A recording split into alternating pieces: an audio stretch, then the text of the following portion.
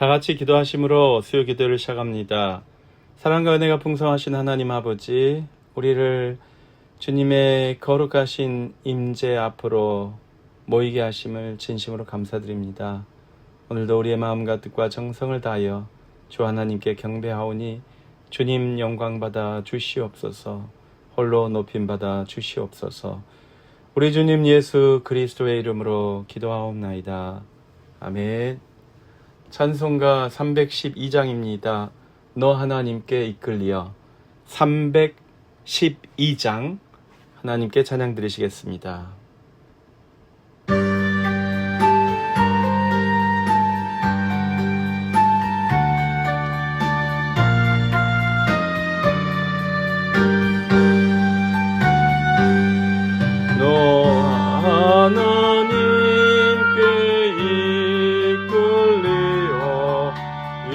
평생 주만 바라며 너 어려울 때 힘 주시고 언제나 지켜주시리. 주 크신 사랑 있는 자 그 반석 위에 소리라. 너 설레는 마음 가다듬고 희망 중 기다리면서 의인이 주신 주의 뜻과 사랑에 만족하여라. 우리를 불러주신 주 마음에 소원하신다. 주 찬양하고 기도하며 내 본분을 써다라. 주 약속하신 모든 은혜 내게서 이루어지리라. 잠들고 의지하는 자 주께서 기억하시리. 아멘.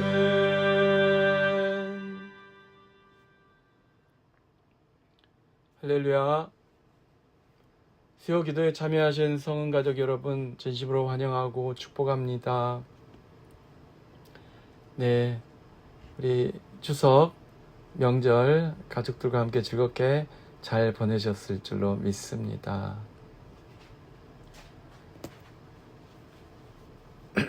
오늘 우리에게 주시는 하나님의 말씀은 시편 104편입니다.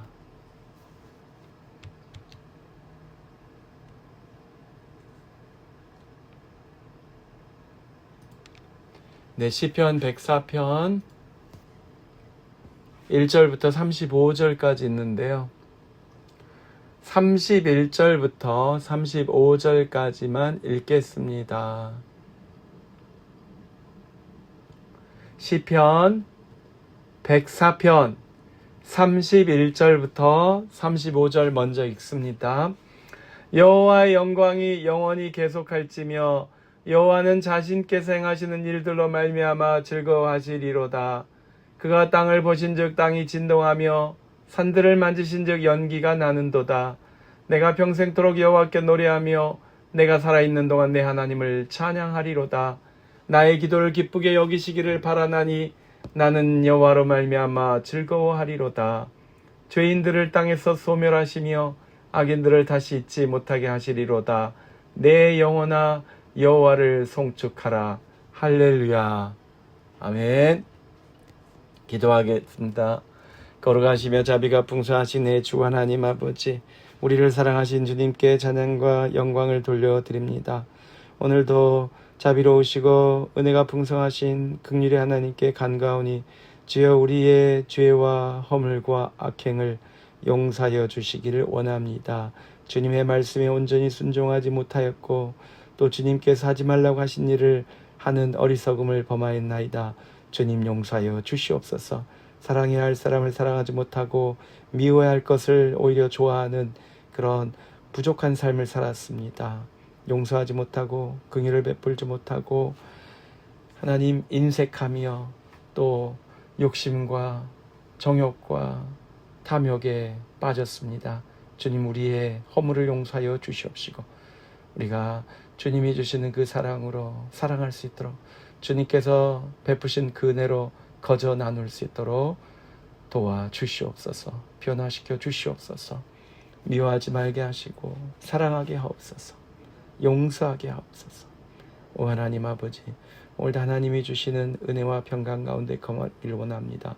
주님의 은혜의 말씀, 진리의 말씀 안에서 새 힘을 얻기를 원합니다.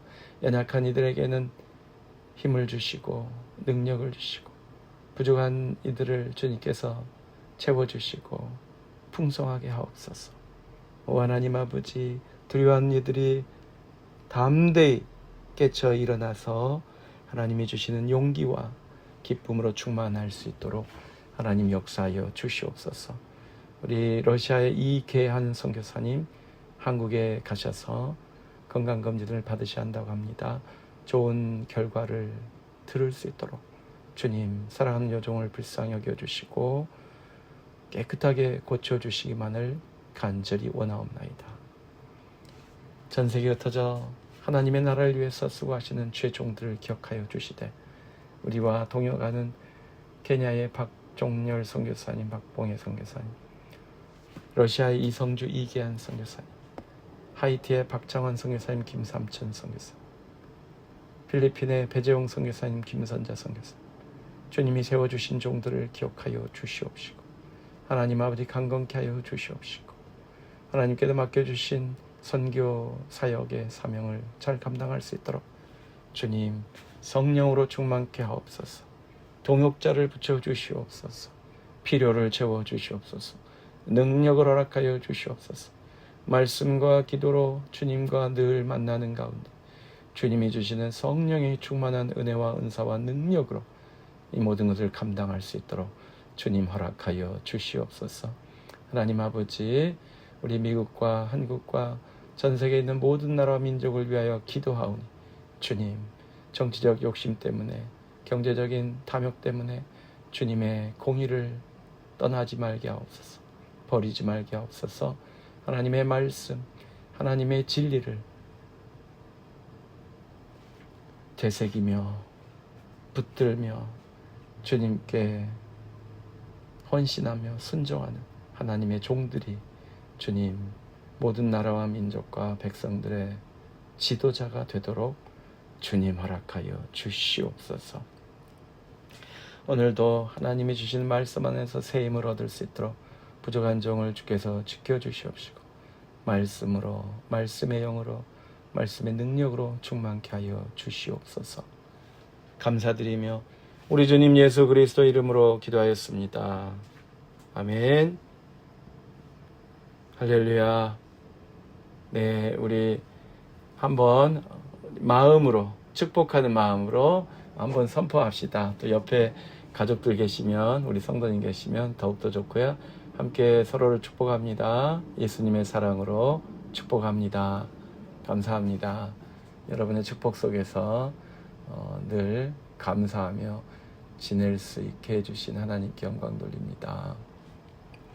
네, 우리는 시편에서 행복한 사람이 되는 비결, 또 행복한 사람들의 고백을 계속해서 찾아보고 있습니다. 오늘은 104번째 행복한 사람은 어떤 사람인가? 평생토록 주님께 찬양하는 사람, 평생토록 주님께 찬양하기로 결단하는 사람, 평생토록 항상 주님께 찬양하고 싶은 마음으로 주님을 기억하고 주님께 영광 돌리는 사람이 행복한 사람이다 라는 주제로 시편 104편을 상고하고자 합니다. 사랑하는 성도 여러분, 여러분은 항상 하는 일이 무엇이냐라는 질문을 받으면 뭐라고 대답하시겠어요? 항상 하는 일 없는데요. 그렇게 대답하실 것 같아요. 저도 그렇습니다. 우리가 먹는 것을 좋아해도 항상 할 수 없잖아요. 그렇죠? 노는 것 좋아해도 항상 할 수 없잖아요. 밤이 되면 주무셔야 되고, 아무리 재밌는 놀이가 있으셔도 밥 먹으셔야 되고, 네, 그렇죠. 또 뭐 중요한 일이 있으니까 가족들과 또 만나서 대화해야 되고, 그렇죠. 그런데 좀 무언가에 미치도록 좋아하면 밥을 안 먹고 잠 안 자고 하는 사람이 가끔 있긴 하더라고요. 고스톱, 저는 칠 줄을 몰라서 그러는데 얼마나 그게 재밌는지 잘 모르는데요. 그것이 재밌어서 그런 건지, 아니면 돈을 따서 신나서 그런 건지, 돈을 잃어서 화가 나서 그런 건지, 며칠 동안 이게 잠도 안 자고 먹을 것도 제대로 먹지 못하고 고스톱을 치시다가 이틀인가 밤을 새시고 그 다음에 쓰러져서 병원에 갔다는 이야기를 들은 적이 있습니다. 네, 제 주변 사람은 아니고요. 그런 사람들이 가끔 있긴 하지만 대부분의 사람은 그렇게 할 수 없습니다. 그럴 시간도 없으려니와 그 정도 체력이 될지 모르겠네요. 그런데 여러분, 체력이 되더라도 절대 그런 짓은 하면 안 되죠. 사람은 때가 되면 먹고, 때가 되면 주무시고, 또 때가 되면 움직이고, 이것을 규칙적으로 해야 합니다. 그렇지 않으면 몸의 신진대사도 망가지고 근육도 손상되고, 아무튼 여러 가지 부작용과 또 폐해가 있습니다.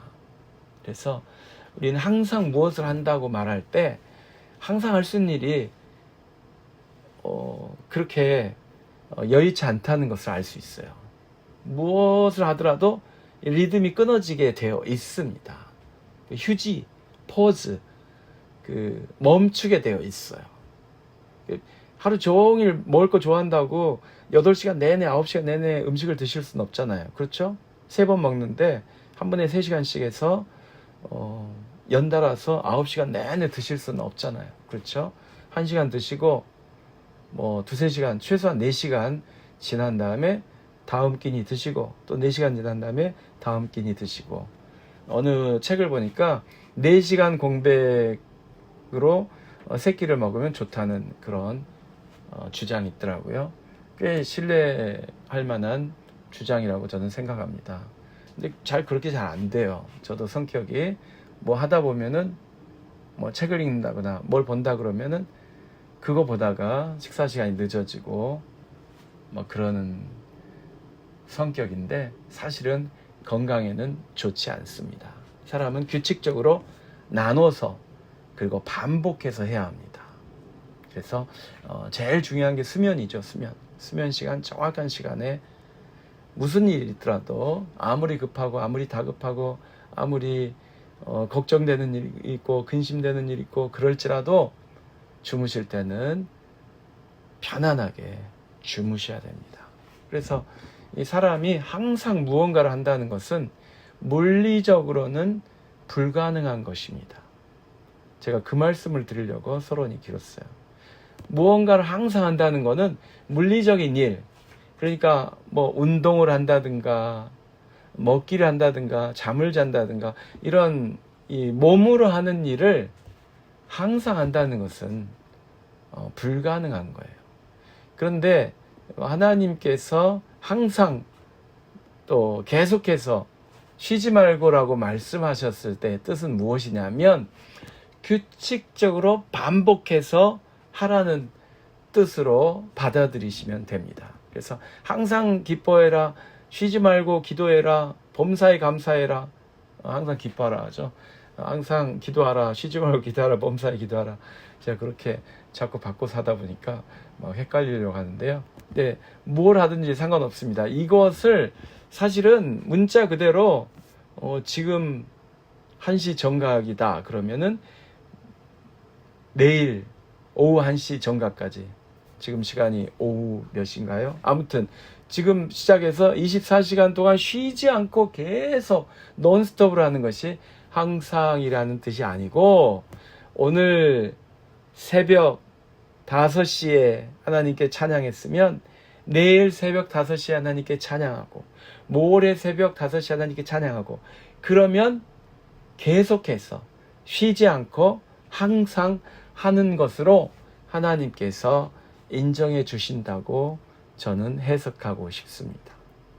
그래서 여러분 성경에서 말하는 항상, 평생, 계속, 쉬지 않고, 범사에 이런 단어들은 우리에게 무엇을 요구하는 거예요? 습관을 요구하는 거예요. 반복하는 습관을 요구하는 거예요.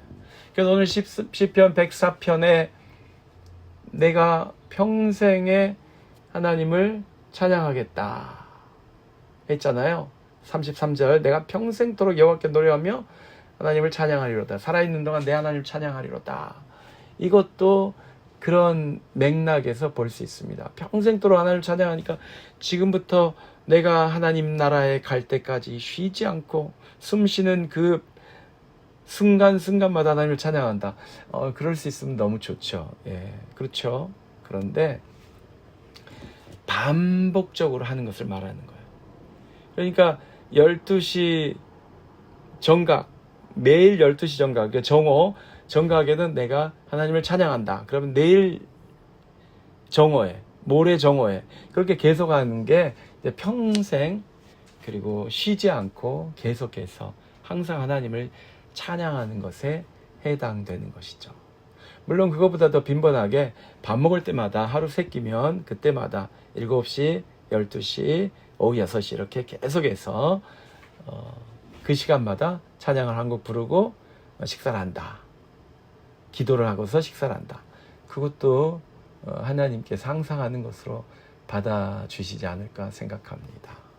그래서 이 결론을 미리 말씀드려 버렸는데요. 자, 오늘 시편 104편은 무엇을 하는 사람이 행복한 사람이라고요? 평생 찬양한 사람이 행복한 사람이다. 근데 이 평생이란 말은 평생이란 기간에 걸쳐서 반복되는 습관을 말하는 거예요. 내가 습관을 가지고, 찬양하는 습관을 가지고 하나님께 영광 돌리겠다. 그 결단을 하는 사람, 실천을 하는 사람이 행복한 사람이라는 것입니다. 자, 시편 104편은 어떻게 시작해요? 내 영혼아 여호와를 송축하라. 자기 영혼에게 명령을 내려요. 이게 내가 나에게 명령을 내리는 것이니까 사실은 말이 안 되는 거죠.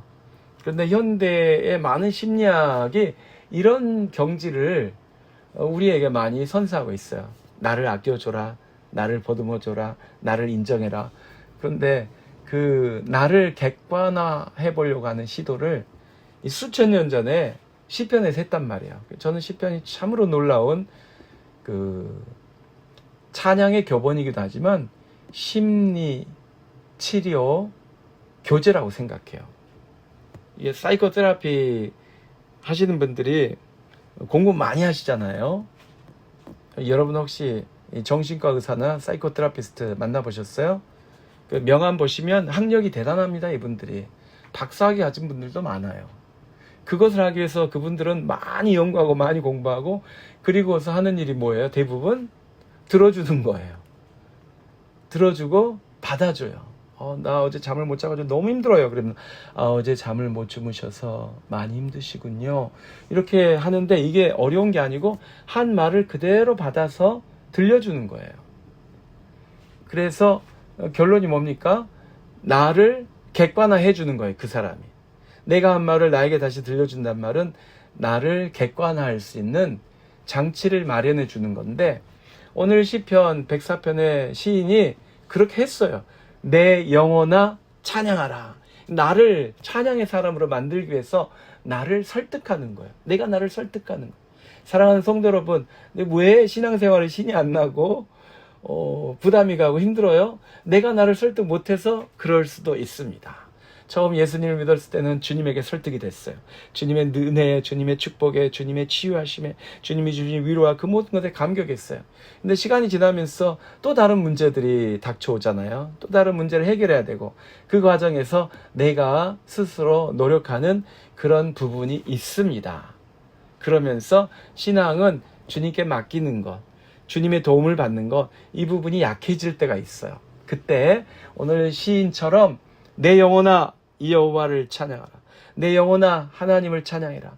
내 영혼아 하나님은 이런 분이시다 라고 설득하는 것이 도움이 될 수 있습니다. 오늘 시편 104편을 통해서 여러분 자신을 설득하는데 도움이 되시기 바랍니다. 자, 내 영혼아 찬양하라 해놓고 나서 이 시인은 뭐라고 말해요? 그분을 찬양해야 할 이유를 바로 말합니다. 왜 우리는 하나님을 찬양해야 합니까? 여호와 하나님이여 나의 하나님이여 주는 심히 위대하시며 존귀와 권위로 옷 입으셨나이다. 물론 이것은 하나님을 부르는 말이지만 주님께 인정하고 고백하는 말인가 동시에 나를 설득하는 말이에요. 나를. 내 영혼아 여호와를 송축하라. 왜? 하나님이 존귀하시고 권위를 지니신 분이시기 때문에 찬양해라 이 말이에요. 여러분 세상에서는 존귀한 사람, 권위 있는 사람 만나면 어떻게 해요? 전부 다 머리를 숙입니다. 그렇죠. 대통령님이 앞에 오셨는데 그 대통령을 좋아하느냐 싫어하느냐하고는 별개 문제잖아요. 그렇죠? 이 나라의 수장인데, 이 나라의 대표인데, 이 나라의 머리인데 당연히 그분에게 이해를 표해야 되지 않겠습니까? 세상의 대통령은 사실은 똑같은 인간이에요. 그리고 투표에 의해서 언제든지 바뀔 수 있는 대단하지 않은 존재입니다. 뽑힌 다음엔 대단한 것 같지만 사실은 똑같은 존재예요. 국가 권력의 구조가 어쩔 수 없이 그를 대단한 사람으로 만들고 엄청나게 중요한 결정을 내릴 수 있는 권위를 주었기 때문에 그런 것입니다. 아무튼 그런 세상에서 만나는 사람에게도 권위와 존귀를 인정하고 머리를 숙이는데 하나님의 권위, 하나님의 존귀하심을 깨달았으면 하나님께 머리를 숙여야 되지 않겠습니까? 하나님께 경배하고 하나님께 찬양하고 하나님께 감사하는 것이 마땅하지 않겠습니까? 여러분, 우리는 사람을 만났을 때, 사람을 알아갈 때, 알게 될 때 그가 존귀한 사람인지 그가 권위를 가졌는지 어떻게 알아요? 첫인상으로 다 아시나요? 물론 우리는 첫인상을 중요시합니다. 첫인상이 굉장히 중요하죠. 사실은 한 번 만나고 영원히 만나지 않으면 사실은 그 첫인상을 바꿀 기회도 없고 첫인상에 완전히 지배되죠. 그렇죠? 영원히 그 사람은 첫인상으로만 기억할 수밖에 없습니다. 하지만 첫인상은 맞을 수도 있고 틀릴 수도 있어요. 그렇죠? 외모를 보고 지적인지 인격적인지 야심이 많은지 탐욕스러운지 아니면은 도덕적으로 해이한 사람인지 아니면 불법을 행하는 범법자인지 알기가 쉽지 않잖아요. 그냥 자기가 가지고 있는 어떤 경륜에 의해서 또는 편견에 따라서 자기 취향에 따라서 첫인상을 평가할 수밖에 없습니다. 맞을 수도 있고 틀릴 수도 있어요. 많은 사람을 만나는 직업을 가진 분들은 어느 정도 더 정확하게 맞출 수도 있겠지만 그렇다고 100% 만나는 사람의 내면을 외모로 알아차릴 수 있는 사람은 없습니다. 하나님은 아시지만 사람은 다른 사람의 속마음까지 단번에 알 수가 없죠. 제가 어떤 분을 만났는데 미국에 사시는 분이에요. 한국말을 잘하셔서 저는 그냥 평범한 이민자라고 생각을 했습니다. 그리고 몸도 좋으셔가지고 요리집을 하시나 음식점을 하시나 그런 생각을 했는데 대화를 하다 보니까 이분이 자꾸 쓰는 단어가 있어요. 원소, 원자, 중성자 뭐 이런 이야기를 하시는 거예요. 그래서 결국 제가 물어봤어요. 혹시 핵물리학 연구하십니까? 라고 물어봤더니 이분이 깜짝 놀라시더라고요. 예. 이 핵물리학은 그 국가적인 그 보호, 관찰 그런 그 감시를 받는 영역이라고 그래요. 그래서 아무에게나 자기가 무엇을 연구하는지, 자기가 어디 일하는지 잘 안 알려주시는 분이신데 대화를 하다가 제가 알아낸 거예요. 쉽게 말하면. 무슨 말씀을 드리려고 하냐면 사람을 사귀게 되면 대화를 나누게 되면 그 사람의 내면을 어느 정도 알 수 있게 된다는 것입니다. 사랑하는 성도 여러분, 내 영혼아 여호와를 송축하라. 여호와 나의 하나님은 위대하시고 존귀하시고 권위 있는 분이시다. 이것을 어떻게 시인이 고백하냔 말이에요. 어떻게 알았냔 말이에요. 그가 하나님과 교제했기 때문입니다. 그가 하나님과 대화를 나눴기 때문에 그래요. 하나님의 은혜를 체험했고 하나님과의 관계가 친밀해져서 하나님을 더 많이 알았기 때문에 이렇게 고백할 수 있다는 것입니다. 사람도 그러한데 하나님도 그러하다는 것입니다. 하나님을 자주 만나고 하나님과 기도하고 하나님께 찬양하고 하나님과의 그 대화가 교제가 무르익고 하나님의 응답을 받고 그러는 과정을 통해서 우리는 하나님을 알게 가는 거예요. 하나님을 더 깊이 알게 되는 거예요. 하나님이 얼마나 존귀하신 분이신지, 하나님께서 얼마나 우리를 사랑하시고 은혜로우시고 자비로우시고 긍휼이 많으신 분이신지 알아가는 것입니다. 알게 되는 것입니다. 그래서 대화를 통해서 하나님과의 대화가 기도 아닙니까? 기도. 내가 막 하나님께 아뢰는 것도 기도지만 하나님의 말씀을 듣는 것, 마음으로 영으로 듣는 그 대화를 통해서 하나님에 대해서 알아가게 된다는 거예요. 그래서 하나님에 대해서 알았어요. 시인은 어떤 분이심을 그가 깨달았습니까? 하늘과 구름과 바람과 대지와 온 세상을 창조하신 분이시라는 것을 그가 알았습니다. 2절부터 나오죠. 하늘을 휘장같이 치시고 빛을 입으시고 물에 자기 누각에 들보를 얹으시고 하늘과 물과 구름으로 자기 수레를 삼으시고 바람 날개로 다니시고 바람과 구름과 또 불꽃으로 자기 사역자를 삼으시며, 이게 불꽃이 하늘에서 내려오는 뭐 별똥별일 수도 있겠지만 또 화산 같은 그런 것일 수 있겠죠. 5절에는 땅의 기초를 놓으사 영원히 흔들리지 아니하게 하셨나이다. 이렇게 천지 만물 대지 이런 것을 다 하나님께서 지으셨다는 거예요. 그리고 그 지상에서 일어나고 있는 그 수많은 변화, 지각변동, 천둥, 물이 흐르는 것도 하나님의 다스리심 안에 있다. 그 6절부터 8절까지 있죠. 그리고 하나님은 자연의 경계를 정하셨다. 저는 이 경계를 정하셨다가 너무 신묘막측한 것 같아요. 어떻게 시인은 또 창세기의 기록도 그렇고 이런 것을 깨달았을까? 이 경계라는 것이 얼마나 놀라운 것인지. 9절, 주께서 물의 경계를 정하여 넘치지 못하게 하시며 다시 돌아와 땅을 덮지 못하게 하셨나이다. 바닷가에 사는 사람들은 이 물의 경계가 정해져 있는 것이 굉장히 중요하잖아요. 그 물의 경계가 무너지는 것이 쓰나미 아닙니까, 여러분? 그렇죠? 수십 년, 수백 년, 심지어 수천 년 동안 정해져 있던 그 해안선이 무너지는 순간이 쓰나미잖아요. 막 10m, 20m 막 이렇게 엄청난 높이의 물이 닥치면 어떡하란 말입니까? 살아남을 사람이 없잖아요.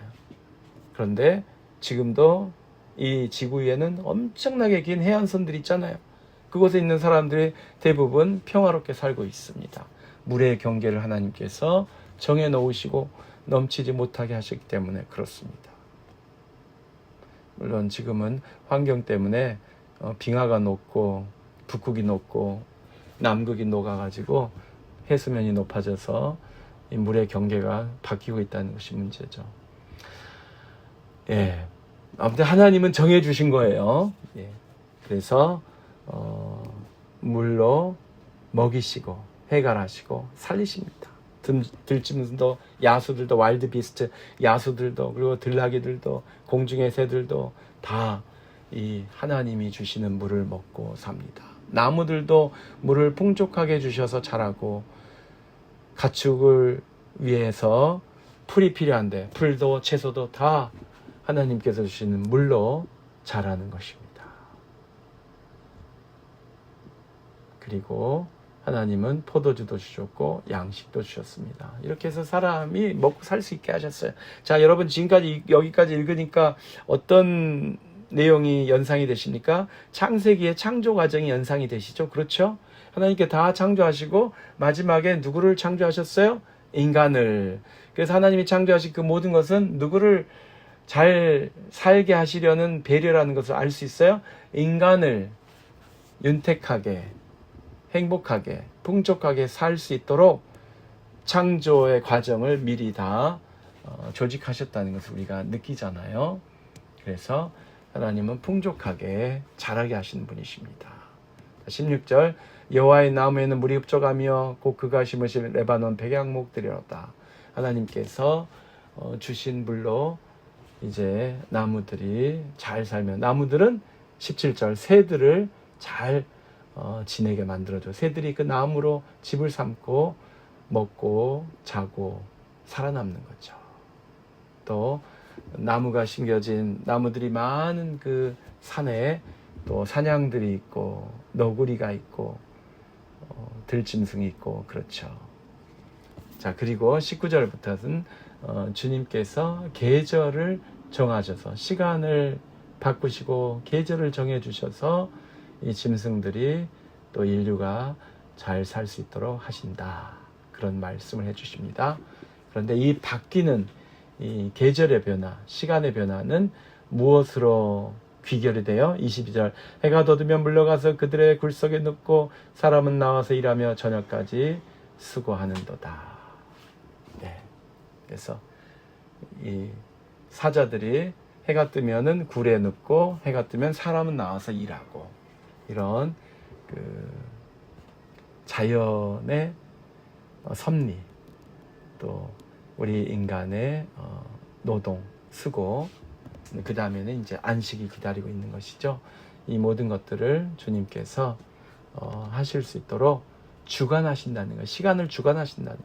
해가 바뀌고 달이 바뀌고 이렇게 하심으로써 하나님께서 지신 창조 세계가 영글어가고 추수하게 만드시고 또 안식으로 이끌어 가시는 것이죠. 하나님이 이렇게 엄청나게 많은 일을 하십니다. 24절 여호와의 주께서 하신 일이 어찌 그리 많은지요. 주께서 지혜로 그들을 다 지으셨으니 주께서 지으신 것들이 땅에 가득하니이다. 하나님의 창조가 엄연히 이 지상에 있다는 것입니다. 내 영혼아 여호와를 송축하라. 하나님은 존귀하시고 권위 있는 분이시고 하나님이 위대하신 분이시다. 어디서 우리가 그것을 아는 거예요? 이 지상을 바라보니까 지상에 가득 차 있는 이 모든 것이 다 하나님의 피조물이라는 거예요. 하나님이 창조하셨을 뿐만 아니라 이 피조물들이 살아갈 수 있도록 물 주시고 바람 주시고 나무 주시고 풀 주시고 공급해 주시고 먹이시고 살리신다는 거예요. 그래서 하나님을 더욱더 찬양할 수 있겠죠. 그래서 자, 25절에는 하나님이 먹여 살리시는 생물들에 대한 이야기가 다시 한번 나옵니다. 크고 작은 동물들이 무수합니다. 바닷속에는. 그래서 어류, 이게 이제 생물학적으로 바닷속에 어류만 있는 게 아니라 이제 포유류도 있죠. 고래라든가. 예, 26절 배들이 다니고 또 리워야단이 그 속에서 노나이다. 리워야단은 괴물이라고 알려져. 어떤 분들은 고대의 공룡과 같은 거대한 동물들이 생존해 있었고 그것을 보고서 리워야단이라고 불렀을 것이다 라고 해석하는 분들이 있습니다. 아무튼 살아있는 모든 것은 다 하나님의 피조물이다 라고 시인은 고백하고 있습니다. 27절 한번 같이 읽으실까요? 이것들은 다 주께서 때를 따라 먹을 것을 주시기를 바라나이다. 여러분 너무 감동적이지 않습니까? 세상에 정말 엄청나게 큰 동물도 있고 또 무서운 동물도 있고 별의별 동물이 다 있어요. 사자도 있고 호랑이도 있고 막 그러는데 시인은 한마디로 그 모든 동물은 하나님의 피조물이다. 하나님이 먹이시는 존재다 라고 선포하는 것입니다. 이것들은 다 주께서 때를 따라 먹을 것을 주시기를 바라나이다. 그렇다면 우리도 그렇지 않습니까, 여러분? 우리는 우리가 스스로 일해서 먹고 마신다는 생각을 해서는 안 될 것 같습니다. 그런 생각이 드는 순간 우리는 큰 실수를 저지르는 거예요. 나를 지으신 하나님, 나를 붙드신 하나님, 나를 이민사회에 오게 하셔서 정착하고 살아남고 성공하게 하신 하나님, 그리고 나에게 여러모로 현진을 통해서 우리 한인교포를 통해서 먼저 오신 분들을 통해서 여러 전문가들 통해서 나를 도와주실 때 하나님께서 그들을 움직이시고 감동 감화하신 그 모든 것을 우리가 망각하는 거예요. 내가 자수성가했다라고 생각하는 순간. 이것들은 다 주께서 때를 따라 먹을 것을 주시기를 바라나이다.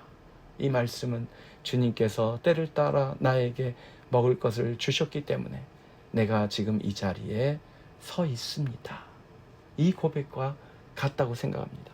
주님께서 나를 때를 따라 적재적소에 적재적시에 적절한 분들을 통하여 도와주셨기 때문에 내가 요 모양 요 꼴이라서 부끄럽지만 그럼에도 불구하고 주님께서 나를 붙들어 주셨기 때문에 도와주셨기 때문에 여기까지 올 수 있었습니다.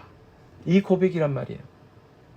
자, 맹수들도 짐승들도 초목들도 모두 다 주님께서 때를 따라 먹을 것을 주셨기 때문에 생존할 수 있고 번창할 수 있다는 것입니다.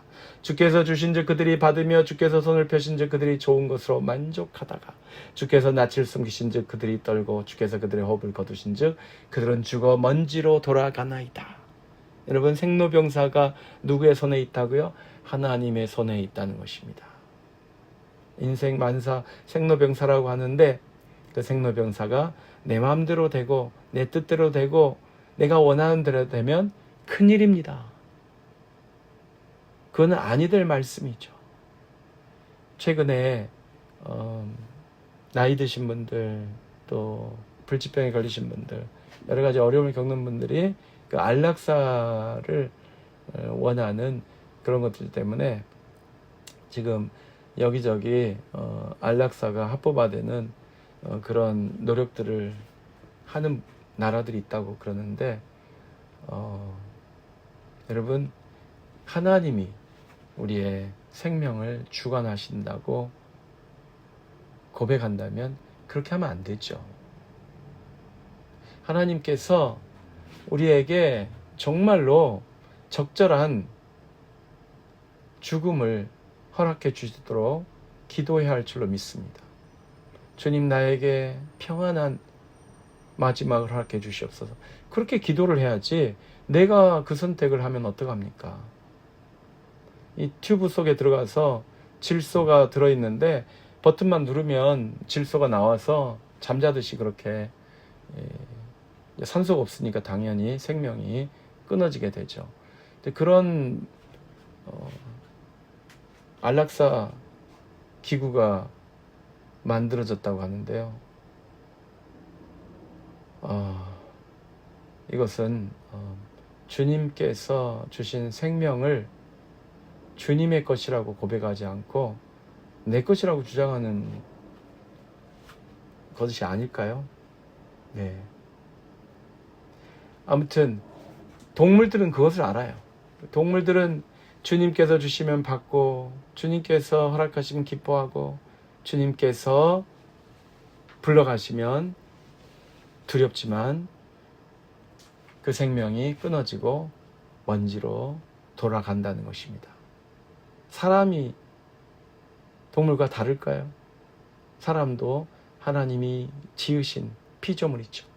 그렇다면 하나님께서 부르실 때 기쁜 마음으로, 감사하는 마음으로 하나님 앞에 나아가야 되지 않겠습니까? 하나님이 부르시지 않았는데 자기 마음대로 자기의 육신의 생명을 멈추게 하는 그런 선택을 하면 안 되겠죠?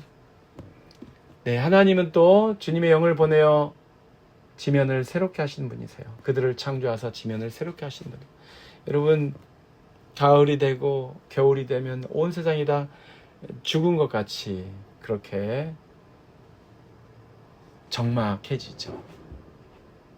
푸른 잎사귀도 사라지고 뛰놀던 짐승들도 보이지 않고. 그런데 하나님께서 다시 그 땅을 새롭게 하시면 아주 화창한 초목이 우성하게 되고 짐승들이 뛰노는 그런 곳으로 바뀔 수 있습니다. 자, 하나님은 이 땅을 만드셨을 뿐만 아니라 다스리시면서 기뻐하시는 분이십니다. 그리고 이 시인은 아주 인상적인 말을 했어요. 32절, 그가 땅을 보신즉 땅이 진동하며 산들을 만지신즉 연기가 나는도다. 놀랍죠, 여러분.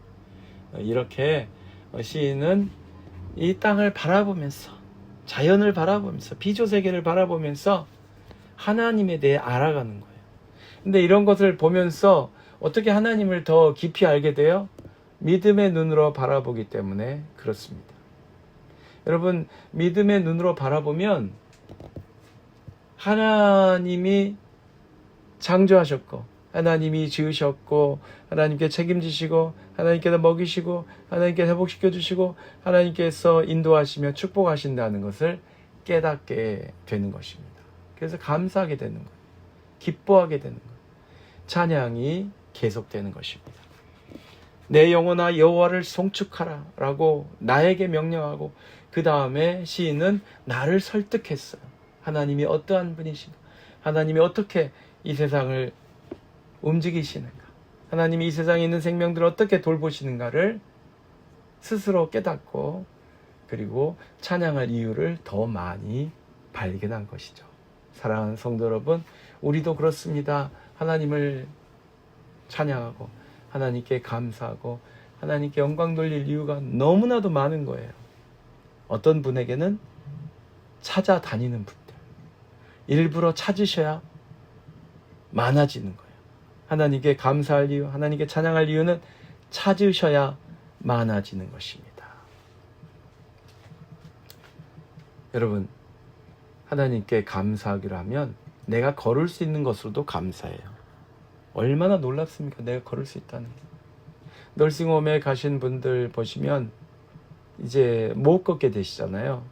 못 걷게 되면 참 위험해집니다. 제가 필라델피아에 있을 때는 노인 사역도 했었는데요. 그 양로원, 널싱홈에 가면 휠체어를 다 밀고 오십니다. 거기 보조하시는 분들이, 도우미들이 휠체어를 다 모시고 와요. 끝나고 나면 저희 권사님들하고 같이 가서 이제 섬김 사역을 했는데, 예배 드리고, 예배 인도해 드리고, 또 아프신 분 기도해 드리고, 돌아가신 분들 또 기도해 드리고, 또 그런 일을 하면서 이제 다 모임 마친 다음에 각자 방으로 인도해 가는데, 그 보조사들이 절대 못 뛰게 해요. 빨리 걷지 말게 해요. 그것은 휠체어에 앉아 계신 분들이 사실은 몸을 못 가누는 분들이 많습니다. 잘못하면 그냥 휠체어를 빨리 밀고 하다가 부딪히는 사고, 뭐 갑자기 정지하는 그런 사고가 있게 되면은 우리 어르신들이 이제 쓰러질 수 있는 거죠. 휠체어에서 떨어지실 수 있으니까 못 뛰게 합니다. 빨리 걷지 못하게 합니다. 휠체어에 오래 계시면 스스로 걷지 못하게 되거든요. 물론 못 걷는 분들 휠체어에 앉게 하셔서 그런 것도 있지만, 적당히 걸으실 수 있는 분도 일단 휠체어에서 생활하시게 되면 그 다음에는 스스로 못 걷게 돼요. 저는 그거 생각할 때마다 걸을 수 있다는 것이 얼마나 감사한 일인지 말로 할 수 없습니다. 계속 옛날 교인들 이야기에서 그렇습니다만은, 어떤 분이 계셨어요. 유명한 앵커를 따님으로 두셨던 집사님이신데, 맛있는 음식을 너무 많이 드시면 안 되시는데 과식을 하셨어요. 교회에서 결혼 잔치가 있다 보니까 과식을 하셨는데, 그날 밤 혼수 상태에 빠지셨습니다. 그리고서 그분이 아마 한 2년 반인가 3년 동안 혼수 상태로 계시다가 천국 가셨어요. 그런데 이제 혼수 상태가 되고 아무것도 하실 수 없으니까 결국은 기계를 통해서 음식을 위장으로 투여를 하셨습니다. 죽을 투여를 하셨어요. 그 상태로 2, 3년을 버티신 거예요. 너무 안타깝죠. 저는 몇 번 신방을 못 갔습니다만은 그 지역장 아시는 집사님은 계속해서 그분에 대한 상태를 말씀해 주시고, 제가 교회를 옮겼는데 다른 주로 갔었는데 나중에 돌아가셨다고 그렇게 연락을 해 주시더라고요. 몇 년 동안 옆에서 그렇게 수발을 들어주신 거예요. 저는 그 집사님 생각날 때마다 부끄럽기도 하고 또 안타깝기도 하지만, 내가 음식을 씹어서 삼킬 수 있다는 것이 얼마나 큰 축복인가 헤아릴 수가 없습니다. 한 끼도 아니고 몇 끼를 그렇게 먹을 수 있다는 것이 얼마나 감사한지 모릅니다. 여러분, 이빨이 있다는 것이 얼마나 감사한 일인지, 이빨이 하나라도 남아있다는 게 얼마나 감사한 일인지. 제가 처음으로 이빨을 뽑은 게, 그러니까 이빨을 다 뽑은 거, 그러니까 지금은 이제 뽑은 이빨이 여러 개 됩니다만, 이제 임플란트도 2개고, 하나는 브릿지를 해가지고 3개가 없어져 있거든요. 나머지는 이제 본이빨이거나 아니면 신경치료를 해서 씌워놓은 거나 그런 이빨들인데, 아예 없는 게 이제 3개입니다. 근데 첫 번째 이빨을 뺄 때 공교롭게도 뉴욕에 있는 친구 집을 방문했을 때예요. 제가 미시간에 있을 때. 근데 운전하느라 힘들어서 그랬는지 피곤했는지 이제 크라운이 떨어지면서 치과에 갔더니 너무 썩어 있어서 크라운을 붙여드릴 수 없고 이빨을 빼셔야 합니다 라고 그러시더라고요. 뉴욕에 있는 여자분이셨는데, 의사 선생님께서. 그래서 결국 제 이빨을 빼기 위해서 그분이 사투를 벌이셨어요. 너무 안 빠지니까 아무튼 그렇게 해가지고 집에 갔어요. 이제 친구 목사님 집에서 제가 잠을 잤었는데, 가서 내가 오늘 이래저래 해서 이빨을 뽑았어요. 어떡하죠? 그랬더니 친구 목사님이 뭐라고 하냐면, 저는 벌써 이빨이 다 나가서 틀니를 한 지 5년이 넘었습니다. 그러시더라고요. 그때가 50대 초반이었는데, 아니 40대 후반이었나? 아무튼 네.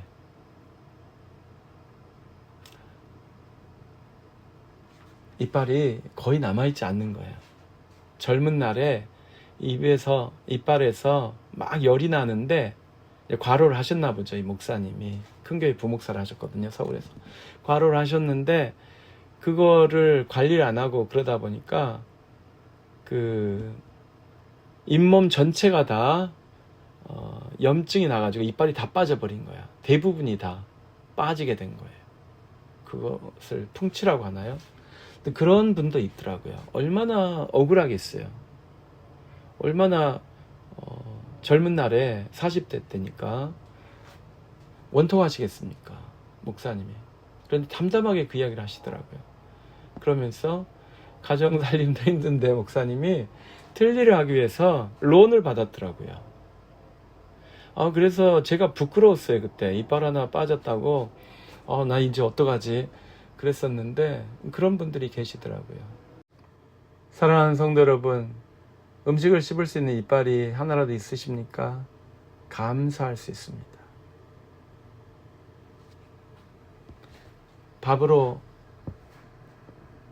손으로 밥을 먹을 수 있습니까? 감사할 수 있습니다. 손이 없어서 발로 수저를 잡고 밥을 드시는 분을 봤습니다. 아니, 그러지 못해서 그냥 입으로 음식을 바로 먹는 그런 분도 보았습니다. 우리는 정말로 감사할 일이 너무 많아요. 하나님께 찬양할 이유가 너무너무 많아요.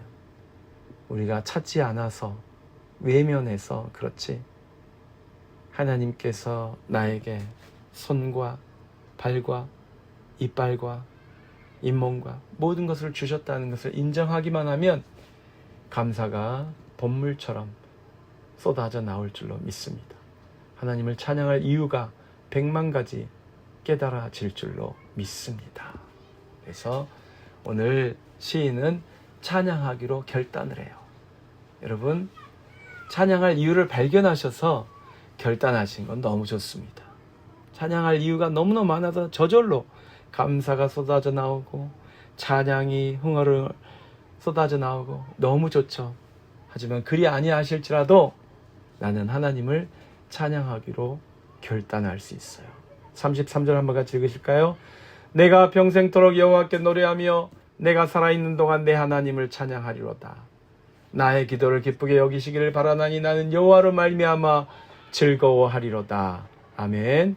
사랑하는 성도 여러분, 누가 행복한 사람이에요? 하나님을 찬양할 이유가 많은 사람이 행복한 사람입니다. 하지만 이유를 못 찾아도 하나님께 찬양하기로 결단하시면 하나님이 기쁘게 받아주실 줄로 믿습니다.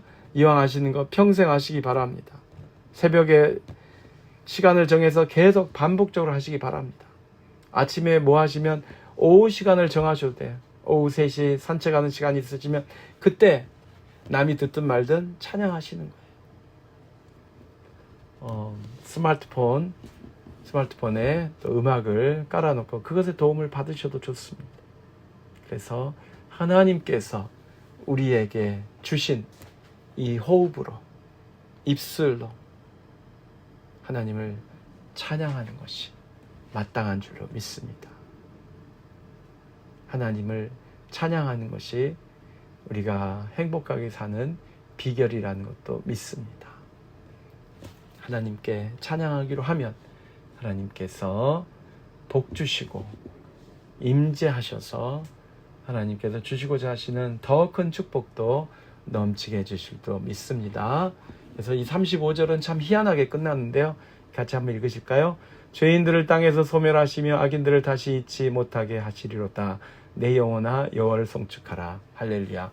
이 시편 104편이 굉장히 인상적입니다. 여러분, 이 내용 전체가 창조 세계에 관한 확인, 고찰을 통해서 하나님을 찬양하는 거예요. 그리고 마지막에 갑자기 뭐가 나와요? 악인들을 소멸시키신다. 죄인들을 소멸시킨다는 말씀을 하시는 거예요. 그래서 우리는 이 죄와 악 때문에 고민하잖아요. 그렇죠? 전쟁과 테러 때문에 근심하고 걱정하잖아요. 근데 그것을 바라보면서 괴로워한다고 해서 해결이 되는 것이 아니고 하나님이 지으신 이 세상을 바라보면서 하나님을 찬양하였더니 하나님께서 그러냐, 내가 세운 이 세상, 내가 창조한 이 땅, 내가 만든 이 모든 피조물의 행복을 위해서 나는 이 땅에서 죄인들을, 악인들을 제거해 주겠다라고 하시는 거예요. 그래서 여러분, 정의를 위해서 투쟁하는 분들 훌륭하십니다. 정의를 위한 기도도 필요합니다. 그런데 하나님을 찬양하고 하나님께 맡기시면, 하나님의 뜻에 순종한 삶을 사시면 주님께서 이 땅에 정의를, 공평을, 공의를 세우신다는 것을 믿으시기 바랍니다. 기도하겠습니다. 걸어가시며 자비가 풍성하시네 주 하나님 아버지, 우리는 연약하고 우리는 부족하고 또 여러 가지 문제가 많이 있습니다마는 그럼에도 불구하고 주님께서 우리 한 사람 한 사람을 사랑해 주시고 붙들어 주시고 도와주심을 믿습니다. 우리를 가엾이 여기시며 돌보시며 긍휼을 베푸시는 주여, 주님을 찬양함이 마땅한 줄로 믿습니다. 우리에게 허락하신 이 호흡으로, 우리의 입술과 혀와 발성기관으로 하나님을 찬양하되 매일 평생 주님을 찬양하기를 원합니다. 감사드리며 우리 주님 예수 그리스도 이름으로 기도하였습니다. 아멘. 다 같이 하나님께 찬양 드실 때 찬송가 264장입니다. 정결하게 하는 셈이 264장 하나님께 찬양 드리시겠습니다.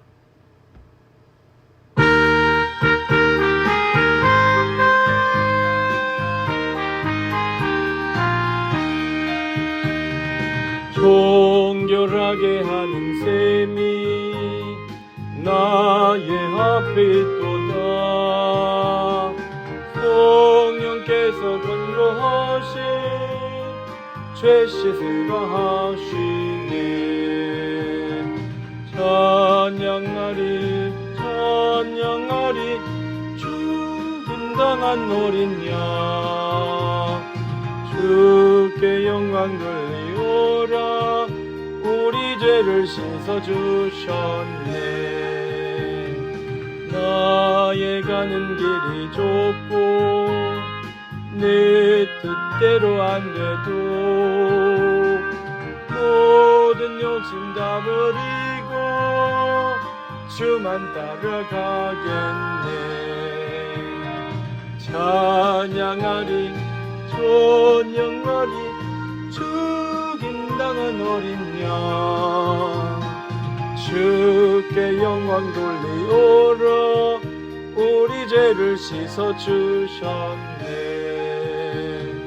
나의 마음 제단 위에 불길 거치 타올라.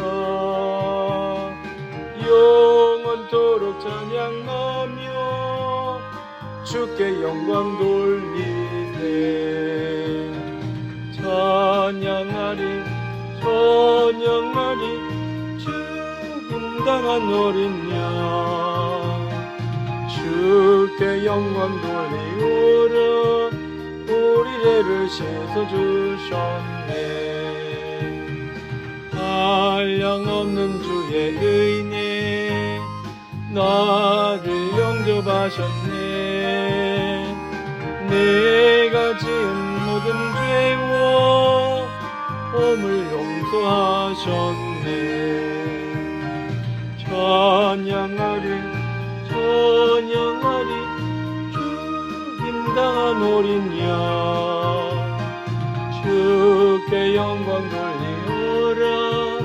우리 죄를 씻어주셨네. 성부 하나님께 영광, 성자 예수께 영광, 성령님께 또한 영광 모두 돌려드리세. 찬양하리 찬양하리 죽임당한 어린 양. 주께 영광 돌리오라. 우리 죄를 씻어주셨네. 이제는 우리 주 예수 그리스도의 크신 은혜와 하나님 아버지의 극진하신 사랑하심과 성령님의 감화 감동 충만케 하심이 주님, 내 평생에 주님을 찬양하겠나이다. 날마다 주님을 찬양하겠나이다. 감사하며 결탄하는 하나님의 모든 자녀들 위해 이제로부터 영원토록 항상 함께 계실지어다. 아멘.